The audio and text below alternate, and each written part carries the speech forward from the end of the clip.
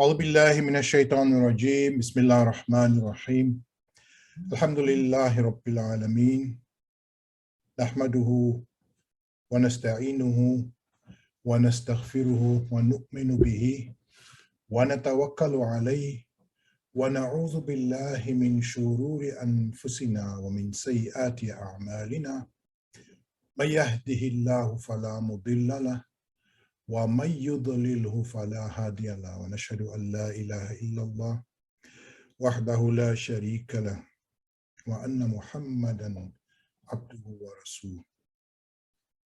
So dear friends, brothers, sisters, cousins, whoever is following us here this evening, I've got 8 people here.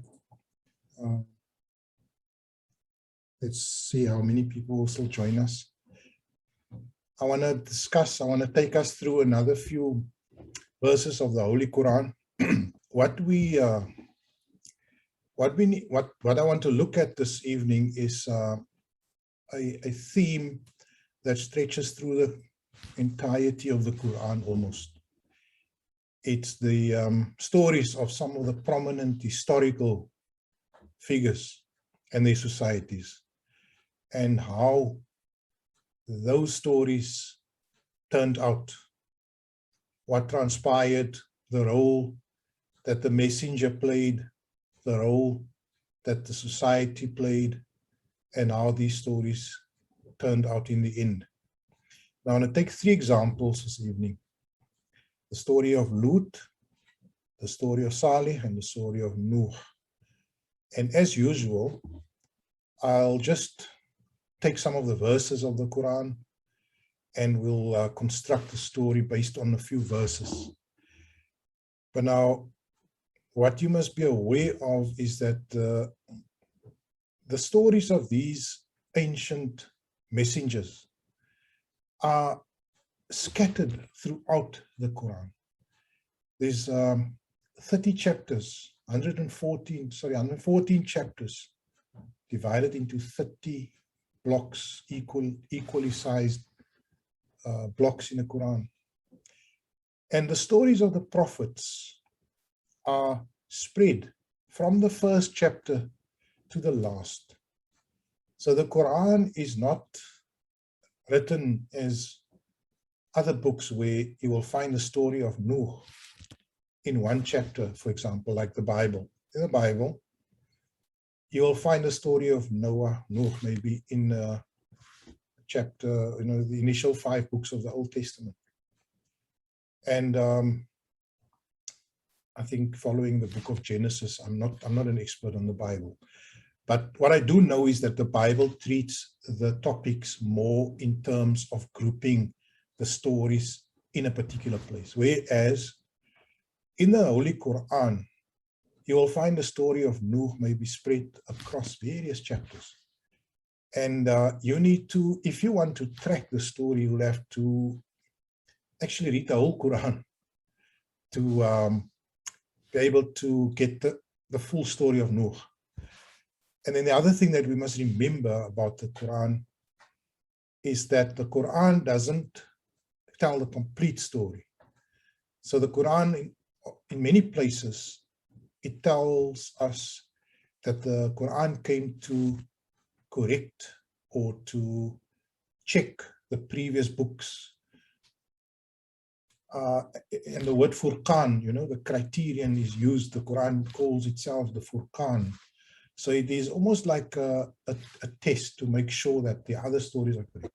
So we kind of don't have a big issue with stories, providing that those stories don't conflict with the Quran. So, for example, if you say the story of Nuh is a story where the Prophet loaded animals onto the ship, onto the ark, then you need to ensure that you don't construct that story in conflict with what is natural or normal or logical. Obviously, you can't have 2 of every animal on the ark. You couldn't put 2 Tasmanian tigers onto the ark. So in other words, the whole world wasn't flooded. Maybe just a portion of the world was flooded also. The Quran doesn't say the whole world was flooded. I'm giving you just this illustration to say that the Quran does not go into detail with any of the stories. So we are left with a broad outline, and that is how I want to treat the discussion, is to deal it in a broad outline. And that is how we're going to deal with it also. So we look at the outline and we just look at the lessons we can draw from the story. So I'm going to go through some of the stories, not in great detail, like I said, the essential features, and then draw the lessons from it. And remember always our purpose here. This is not an academic forum. This is not a forum where we try and interpolate intellectually. This is a forum where we offer to Allah our submission, where we look at His book, His final book, the Holy Quran, and identify the message in there, and we try and identify how do we comply with that message. That is why we are here. I'm here for that reason.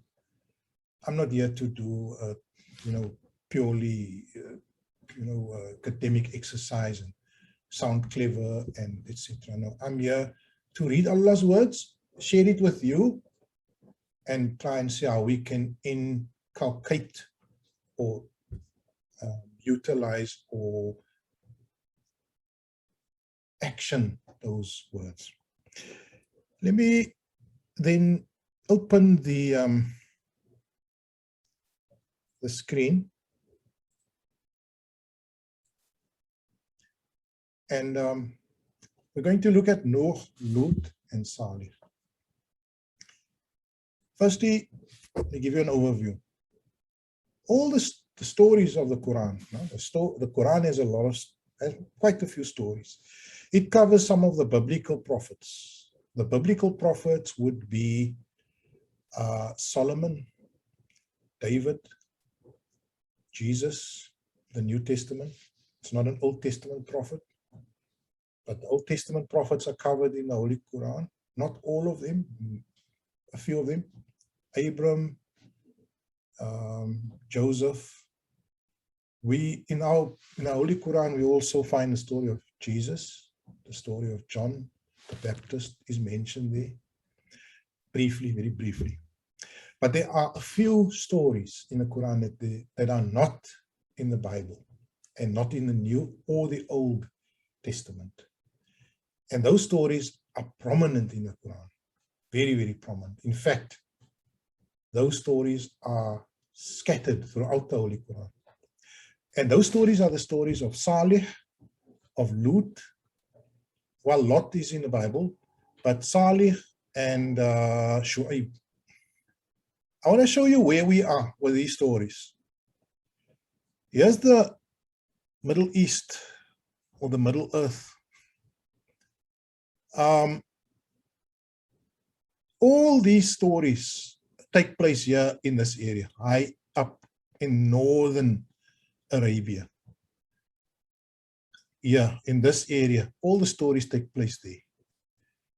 And the people of Lot, they are there on the Dead Sea. That's where they live.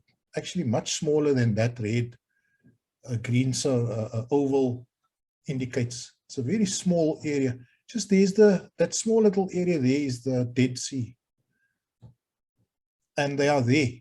That is where, in fact, the remains of the people of Lut were found. Right? It is often also referred to as Sodom and Gomorrah. Another people would be the THAMUD people. They are slightly more north. They are regarded as a bit more east. Actually, yeah, on the edge between, like in Jordan of today. Then there's the people of Nuh. We don't exactly know where it is there. It's a place where there's mountains, because Nuh's son has tried to escape the flood by walking up a high mountain, as the Quran relates the story. And also what we hear today is that this the remnants of the ark is lodged at is it Mount Ararat in Turkey, somewhere there? Somewhere there. The remnants of the ark. There's a lot of research around it. There's some YouTube videos around that also, about that also.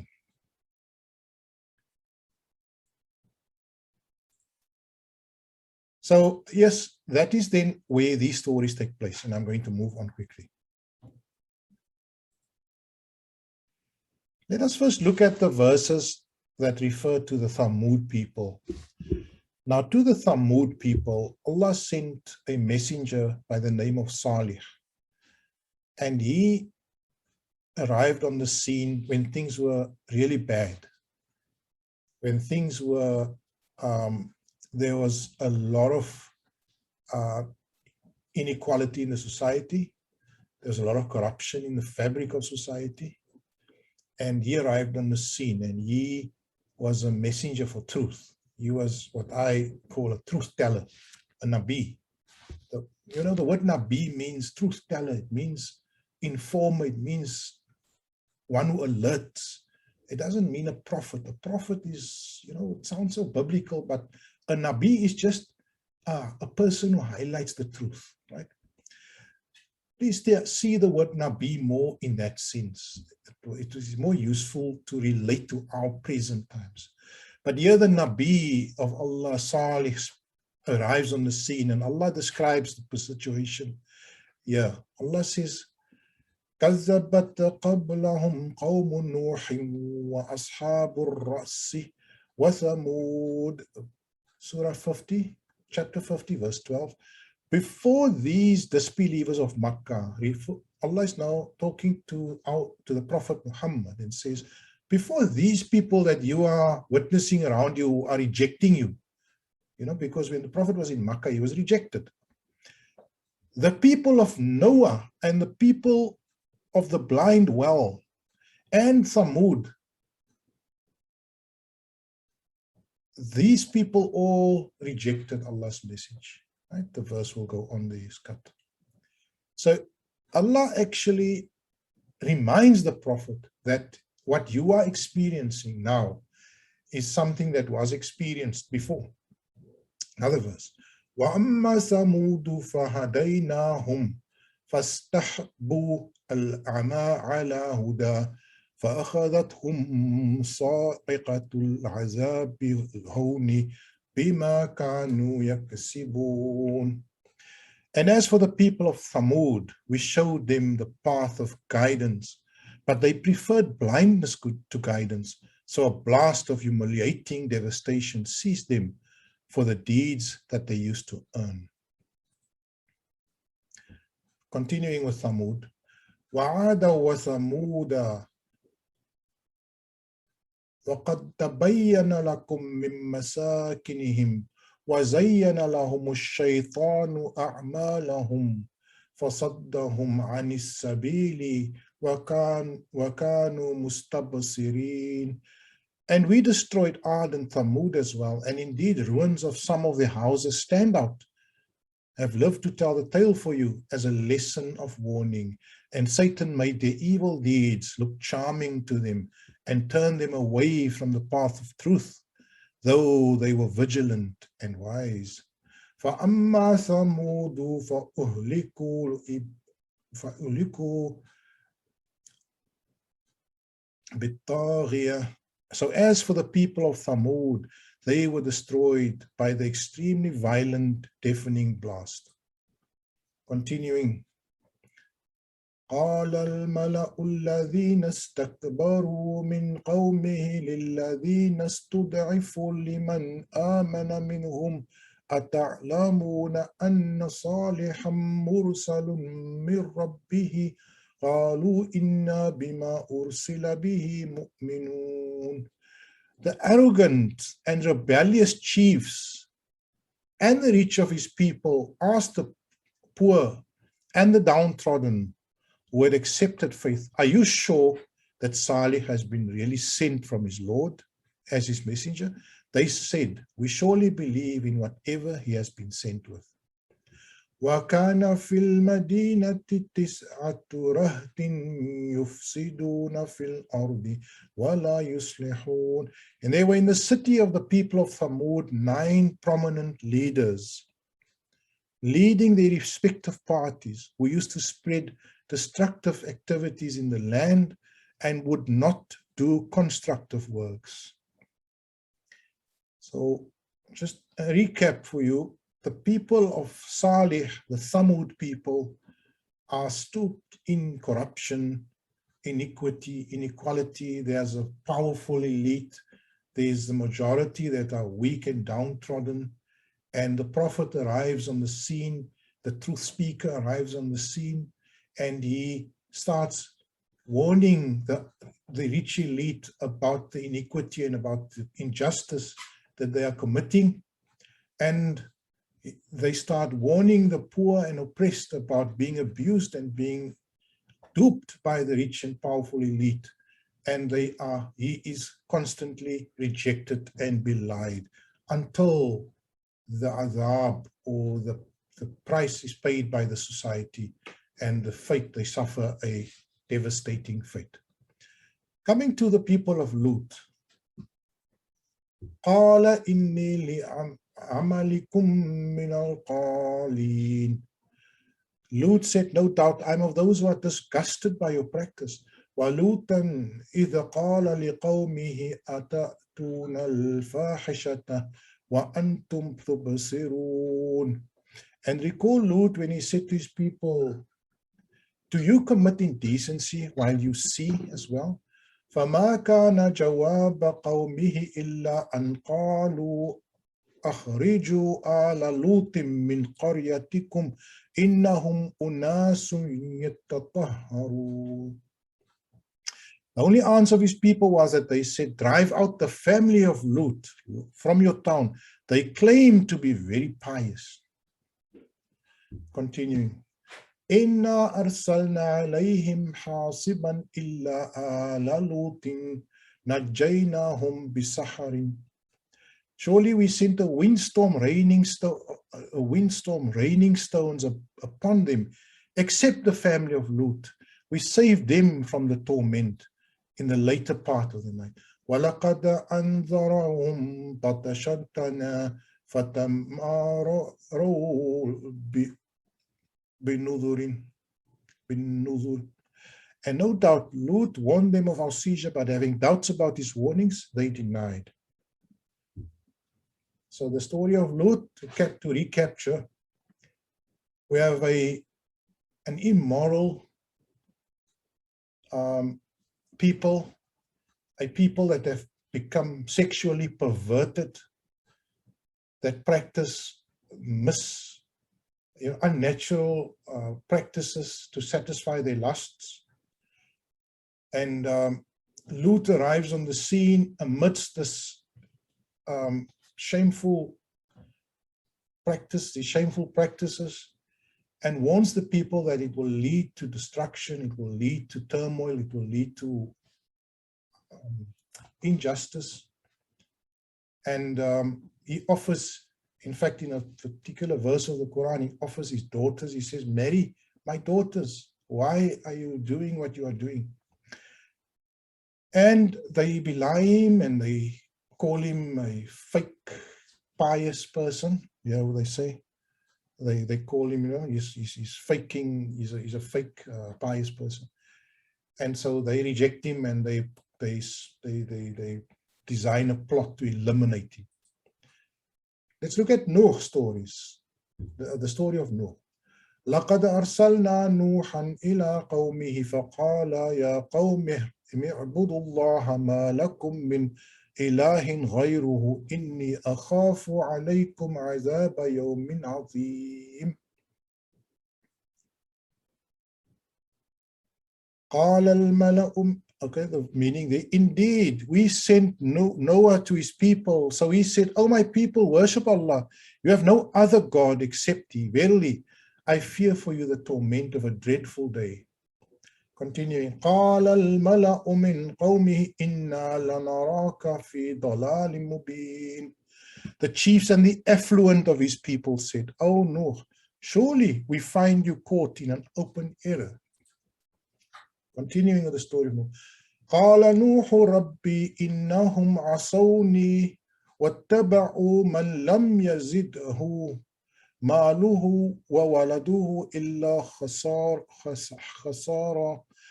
Noah submitted, "O my Lord, they have disobeyed me and kept following that class of rebellious rich whose wealth and children have not increased for them anything but loss." Once again, the story of Nuh again, the story of a man, a lone preacher, a lone truth teller, confronting a system of wealthy elite who have in their clutches the masses, who they exploit and prey on, and those masses are hopelessly deceived and duped by this elite. Because, I mean, the word elite comes up time and again. Here we go, here we see it. قال الملأ من قومه, the ملأ, الملأ, the affluent, the haughty, those who are full of themselves, who are rich and wealthy. So that is the gist of these stories. The Quran goes into a little bit more detail, but the gist of the stories is a people are duped by a small minority. Now I want to summarize to you how the pattern works in the Quran. The Quran portrays all these stories, and there's a pattern in all of them. The pattern is as follows. There's a people living in harmony initially. That's the initial state. And that is when Allah created mankind. They were living in perfect harmony. They were at peace with each other and at peace with nature. And then that natural harmony and that natural order is disturbed. And I'm not going to go into how it is disturbed, but it is disturbed. And when that pattern is disturbed, it results in injustice and suffering of many, of the majority, and the rise of a super elite. I mean, can you already start hearing the echoes in our times? Can you start? I hope you are seeing that the Quran is the echoes of the Quran are hitting us in our present times. If you can't feel it, then I don't know. But I can certainly see, I feel it. There's the injustice and suffering of the majority, the vast majority, and the rise of a small super elite. Now let me just take this and put it there. In those times when injustices become the order of the day, then a warner appears, a prophet appears, a truth teller appears. It's all the same. A prophet and a Nabi, a warner, they vary. Maybe we can discuss the details, but the general idea is that a Nabi arrives, and that Nabi speaks the truth. Now, the difference between a Nabi and an ordinary warner is that a Nabi actually comes with wahi, directly connected to by Allah subhanahu wa ta'ala. When the Nabi, when Nubuwwat was sealed at the time of our Prophet Muhammad, it did not mean that the warners did not continue, because the truth tellers, the warners, the mujaddids, the awliya, the imams, they continue the mission of the Nabis. But they don't have direct wahi from Allah. They have ilham. Ilham is something else. Ilham is inspiration. They have that. That is what the awliya are, the deeply spiritual people. And so when injustices are at a high tide, a warner appears. That is the story of the Quran. and you have the truth tellers versus the elite. And that is the confrontation that takes place between SALIH and his people, between Lut and his people, between Nuh and his people, and between Muhammad sallallahu alaihi wasallam and his people. Every story has slight differences, like with, and I'm going to elaborate a bit more on these stories now, just to give you a bit more understanding, insight. But let me just show you the model here. The model is, the way it works is, you have people living in harmony, you have the natural order disturbed, and then you have injustice and suffering from many, and you have a rise of a super elite. And then the warner arrives on the scene, and the battle commences between the truth tellers and the elite. It's a verbal battle, but it's not always a verbal battle. It can become a physical battle. So now, the pattern that the Quran, the model that the Quran spells out, and I've had, alhamdulillah, the time and the opportunity to read through the Holy Quran a few times and to make sense of it, to understand it. I've tried to learn as much Arabic as I can to make sure that I'm not being given wrong translations even. And believe me, the story that comes out, the model or the situation that arises is that the truth tellers and the small band versus a powerful elite and the misguided masses. That is how the Lut story pans out. That is how Isa's story turns out. That is, now I've given you 3 prophets, but there are many other prophets. There's Isa, there's Moses, and there's of course our, the prophet for all people, Muhammad sallallahu alaihi wasallam. And that is the way the battle unfolds. Now, when truth versus, I'm going to call it truth versus denial, there's several outcomes, because you're all wondering now, okay, so there's this battle, how does it end? Who wins, who loses? When the Quran tells these stories, there's always 3 outcomes. And this is, if you read the Quran sufficiently, and many times you read all these stories, you always try and see now, how does it end? Now, there's always 3 outcomes. The one is, the truth teller is unfortunately murdered and evil survives. That is one outcome. The truth teller, the Nabi, the Imam, whoever is killed, and the evil survives. Now, you know what? We've dealt with Hussein's story. Hussein was the truth teller. He was the Imam of his time. He was the one who picked up the responsibility that the Anbiya and the people before him took. He's not a Nabi, but he took the responsibility on his shoulders. He was murdered, and evil survived on the day. On the day it survived, for a while longer. When you read the story of Karbala, you also read that they didn't survive much longer. They only got respite maybe. The people who killed Hussein was dead in 3 years. And the people, the dynasty who created that evil was gone in another 30 years, I think. So that is, the truth teller is murdered, evil survives. Unfortunately, painfully, that is sometimes the outcome. Outcome 2, the truth teller is successful and evil is conquered. Nabi Sulaiman.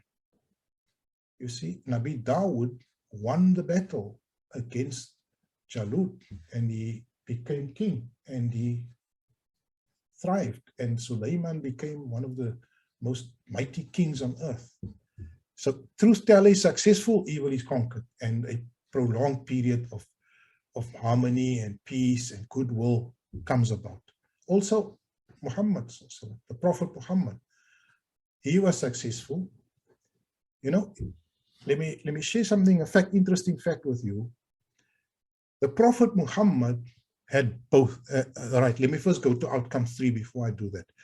The truth teller escapes, the evil society goes extinct naturally. So that is also an outcome. some of the outcomes is the truth teller or the Nabi or whoever is the brave person confronting evil, he has to make an escape. He has to run for his life. Like in Lut's case, where he was rescued in the middle of the night, he skipped town and the society went extinct. They self-destructed without him there. So he's in fact, he misses the process of destruction. So let me tell you an interesting fact. The Prophet Muhammad sallallahu alaihi wasallam experienced both. You see, he escaped and he was successful. You see, our Prophet had a mission that was divided in two. He had a Mecca mission and he had a Medina mission. Unfortunately, the Mecca mission ended like the old biblical prophets, like Lut and like all the other. It ended in failure. 13 years, the Prophet was in Mecca. He preached, tried his best. He tried every single tactic in the book to convince his own family, his friends, his community. 90% of them, 99% of them rejected him. In the end, he sat with about maybe 80 people that really supported him out of a town, you know, a massive town, quite a big city with tens of thousands of people. So in Makkah, let's say 10, 20,000 people lived there and 80 people followed him. Sad. Very, very sad. Ended in failure. And in the 13th year, they came for him. They organized a team of assassins. And he heard that the team of assassins was going to hit tomorrow night. And he had to run for his life. So the Prophet escaped in the middle of the night. And the assassins missed him. He escaped the assassins. So in other words, 13 years, preached, 80 people, huge failure, ran away, had to skip town. Went to a distant city called Medina, and there, outcome 2 occurred. He was successful. The people all accepted him. The people believed his message.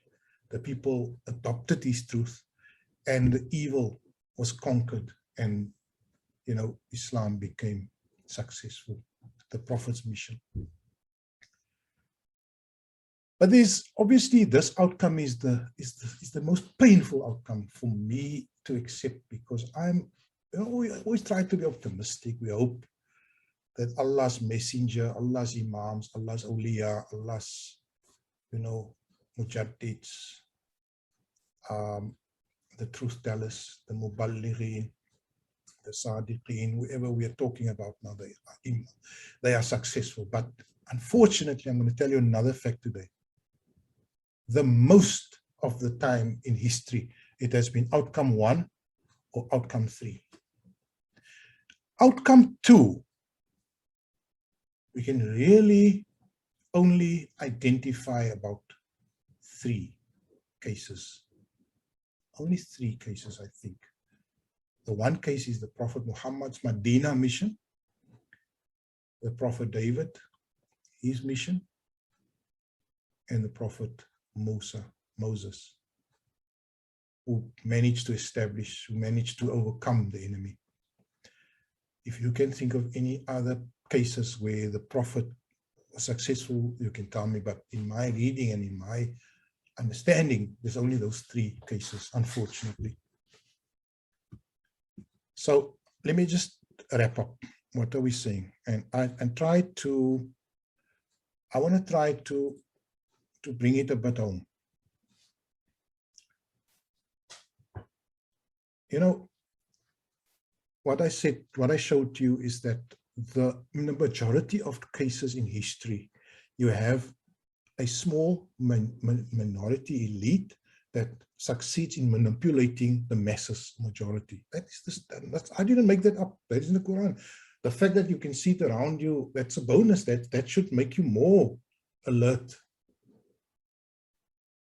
The truth tellers come, They alert the people to this corruption. They tell people, listen, what these people are feeding is nonsense. Why do you believe it? And the people continue believing because the people are committed to the elite and to the wealthy. It's very difficult to get people off from, their attachment to the false gods that they've attached themselves to. And they then, with this elite, when the small group of right truth tellers speak to them, like in Hussein's case, there was only 80 people at Karbala, 100 people fighting on Hussein's side. The other 4,000, 5,000 were fighting against him. They were very happy supporting the king and the rich people and the elite. I think take this lesson here that if you're a person of religion, a person of deen, a person of truth, you must make the assumption that the majority will always be in error and will be happily in error. And that those, tonight I see there's 13 people here. Let us, I'm very happy that we are 13 people that are prepared to discuss these things and look at it. We will never be 30,000 or 100,000 or 13 million because people generally do not feel comfortable with the truth. Bringing it home, in our times, in our day and age, do we have an elite? Ask yourself that question. Is the society corrupted? Ask yourself that question. Is injustice and unfairness afflicting the majority of people? Ask yourself that question. And then ask yourself the question, who are the people that are challenging the system? How many are they? Who are they? Where are they? And unfortunately, you will find that they are always in a minority. If Allah gives success, they will overcome. But the chances are this whole society, with all its billions of people and the elite, will all go into the self-destruction mode at some point in the future. Very, very. I'm not a prophet of doom. I'm here to share with you the words of the Quran. The corrupt society, the evil elite, who manipulate the masses, they, with those masses, will self-destruct at some point in the future. How they will self-destruct? I mean, it's very obvious for me. What will happen if you have this type of madness that we see today in the world, where people are building more and more bombs? In America, there's 4,000 nuclear bombs. In Russia, there's 4,000 nuclear bombs. In China, there's, 2,000. If they set off all these bombs, the earth will be flattened. There will be 1% of the world will survive, if we're lucky. So it's not as if we have to guess how our world will come to an end. The same with, with other things like people, they are, I don't want to bring this in here, but the way they are keeping people sick, heart disease, mental illness, all at epidemic levels, it's related to the lifestyle that is being created and pushed by the elite. The elite is creating the life experience that we are living that is causing heart disease, mental illness, suicide. And so the self-destruction, you don't have to question and say, well, how will the self-destruction come? The self-destruction has already started. Now, here we are. We hope to be the people that want to follow the path of the Ai-Imma, of the Anbiya. We're not going to, we are not sitting here in judgment and saying to people, you know what, you must fail, you must suffer. We always come and we offer the hand of, the hand of Allah. We offer the guidance of Allah to everyone. And we speak the truth. That's what we do. Let me conclude there. I think that was quite a mouthful. Anyone is welcome to question or add any points here to the discussion. Feel free.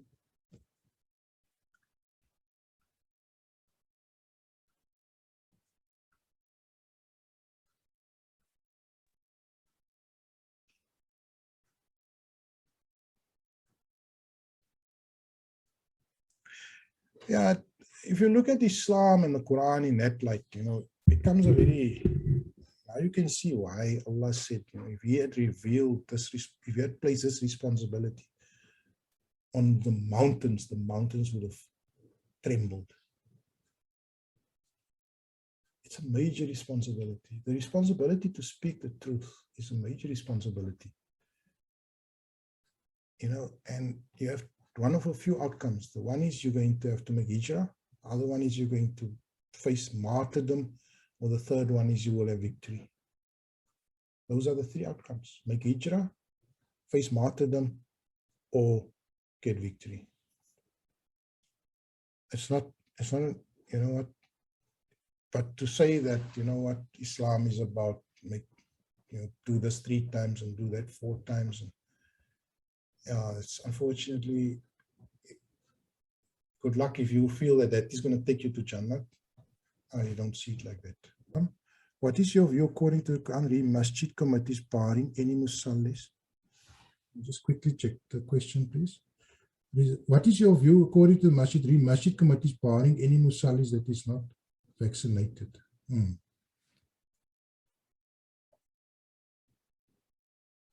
Yeah. If your mind is, if you are brainwashed by the medical fraternity, if you are a convert, if you can't see yourself outside of that box, and you won't understand what I'm going to say now. But first of all, I'm not an anti-vaxxer, by the way. My children are vaccinated against smallpox and all that. And I wish the people who are regulating vaccines in South Africa were not anti-vaxxers, because they've banned all the vaccines except one. They've only allowed the Pfizer vaccine in South Africa really now to be used. The government only makes available the Pfizer vaccine. 1 out of 5 vaccines. Who's anti-vax? Not me, SAPRA, South African Health Products Regulatory Authority. They've banned 4 out of the 5 vaccines, so they are anti-vax for 80% of the vaccines that is used in all the countries. There's a Chinese vaccine, there's a Cuban vaccine, there's the Russian vaccine. I'm not anti-vaxxer. So how can the musallis now, who makes the Pfizer vaccine? It's a private company. The other vaccines, like the Russian vaccine, is made by the government. The government makes it, so there's no profit involved. The price is 1/10. They call it the Sputnik vaccine. It's 1/10 of the price. But the Pfizer vaccine is a vaccine that is already, you can see it has to become a regular thing. It doesn't offer permanent protection. So are you going to ban the musallis now for having the shot? And then next year, when the government makes a rule that you must have the shot every year, then you're going to demand your musallis must have the shot every year. It's nonsense. It makes no sense. By the way, if you have had COVID, you have natural immunity. And there's no scientist in the world, bring me a scientist, that can show that the vaccine gives better protection than natural immunity. So what if the musallis have had COVID and they go to the masjid? Must they take the vaccine? And must they take the Pfizer vaccine? What about if they take the Sputnik vaccine? What if they take the Cuban vaccine? So all I want to say is that if a musalli, if a mosque committee does that, they've joined the party of Shaitan. And they are acting in defense of a capitalist entity called Pfizer, who is, by the way, at the head of this entity is a pro-Israel Zionist person. If you are a mosque committee and you want to stand and make that guy, that vaccine, a license to go to the mosque, and you are party of Shaitan. Simple as that. I think, you know what, we're living in a time of big brainwashing. Brainwashing is at the old, it's so massive. You saw the verses of the Quran here, that when the Prophet comes, you can't get anything out of these messes because they're all brainwashed. They've lost their minds to the system, to the elite. They can't, the Prophet comes, he shows them miracles.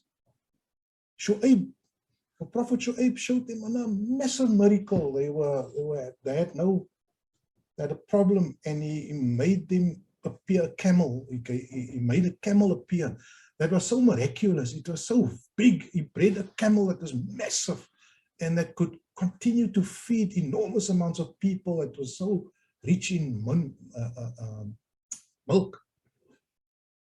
There was Isa. What amazing feats did he not perform? And how did he end? He ended, being marked for assassination. He escaped, but he was going to be assassinated. We believe he escaped, that is our belief from the Quran. He did not, the murderers, the assassins were not successful. But what makes, look at the Prophet Muhammad. He came with the Quran, amazing book, miraculous words, He spoke 13 years. These people were not prepared to follow. There's a famous American, Harriet Tubman. Who was Harriet Tubman? There's a movie of her.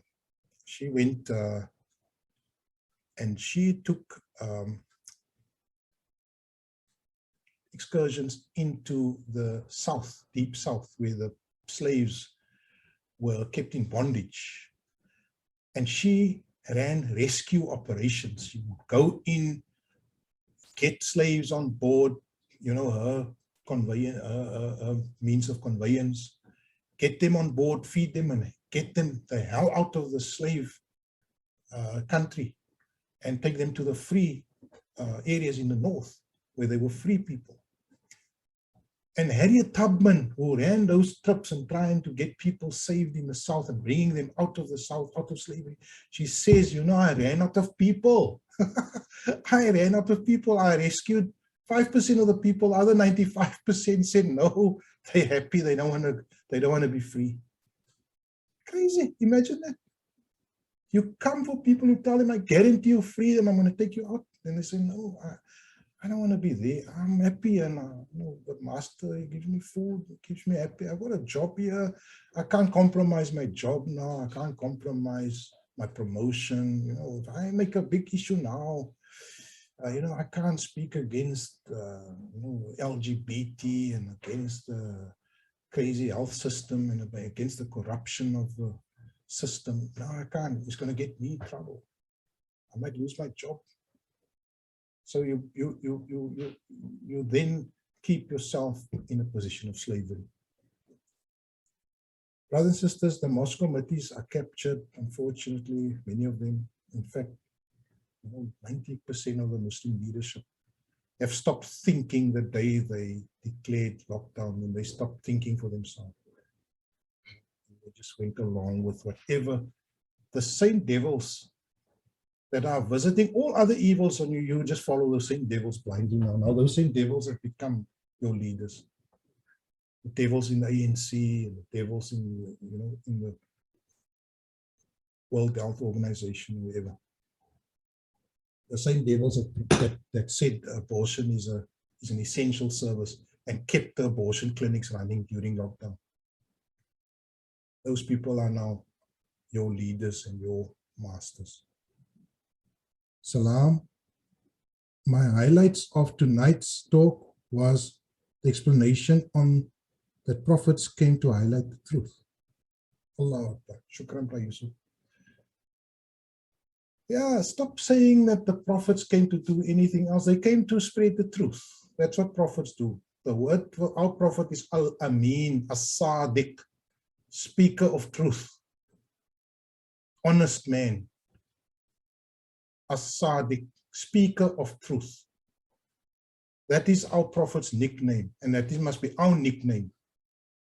Speakers of truth, and not afraid to speak the truth.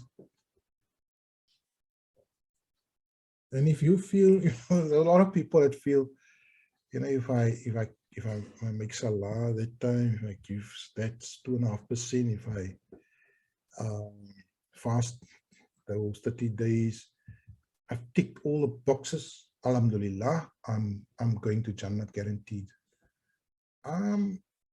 Unfortunately, I wish it was that easy. If that is not the pattern of the Quran. Read the Quran and if you see that. Go open the Quran and read and see if that is the guarantee that the Quran offers.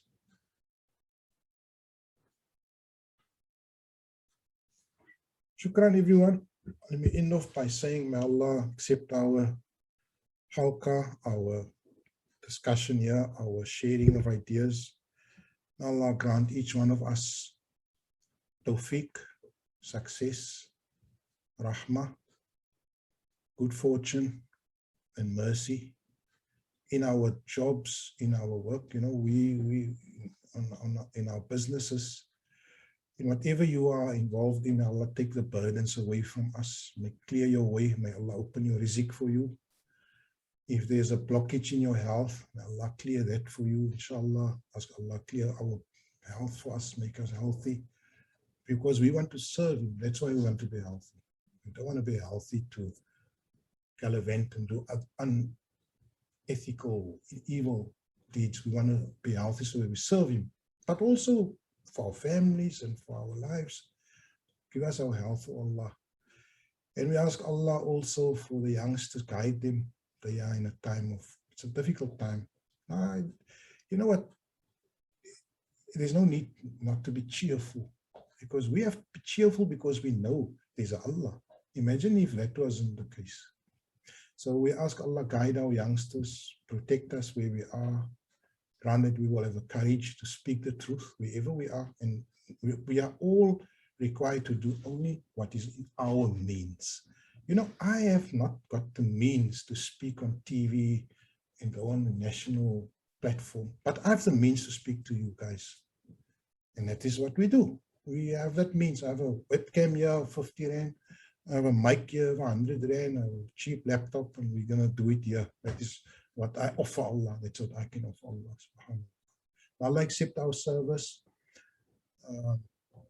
Alhamdulillahi Rabbil Alameen. Wassalamu alaikum wa rahmatullahi wa barakatuh.